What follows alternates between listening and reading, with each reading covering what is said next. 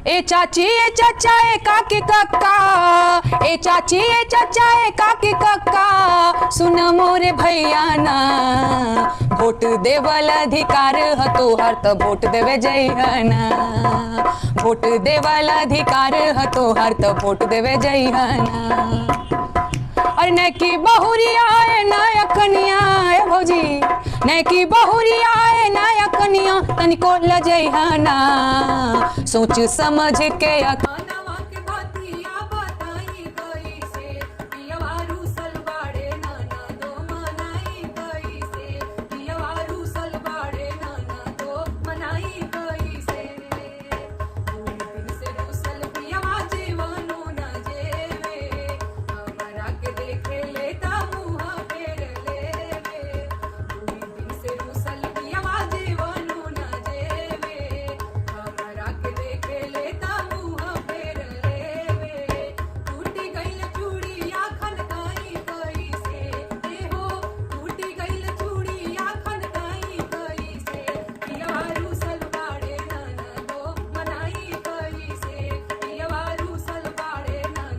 Hello दोस्तों, नमस्कार। मैं टिंकू आर्यन आपका भाई और आप देख रहे हैं जोश बिहार।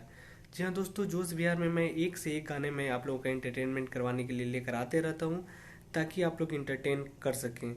जी हाँ दोस्तों, मैं अभी आजकल एक ऐसा वीडियो लेकर आ रहा हूँ जो बेरोजगारी के माध्यम से, गीत के माध्यम से बेरोजगारी को दर्शाया गया है।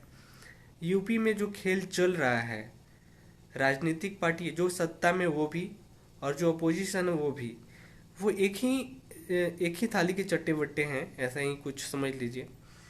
हालांकि कुछ बीजेपी ने काम जो किया है कुछ हद तक सही किया है, लेकिन जो अपोजिशन वाले हैं उस काम को भी गलत समझाते हैं।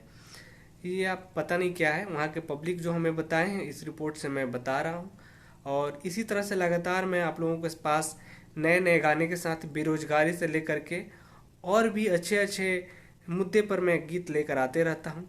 अभी मैं नेहा सिंह के राठौर के आवाज़ में एक बेहतरीन गीत लेकर आया हूँ, आप लोग इसको सुनिए और अपने भाई को प्यार दीजिए।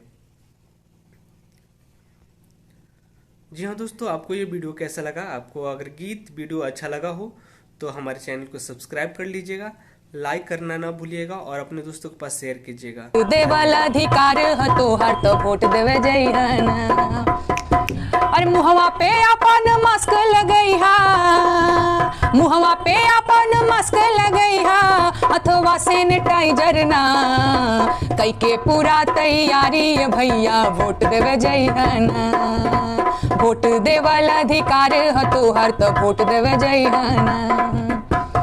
और दिन तारीख याद कर लीहा, ठीक बा, दिन तारीख याद कर लीहा, अरे रे रे भूलइहा ना, एगो दूगो काम या काज होई बाकी वोट देवे जइहना।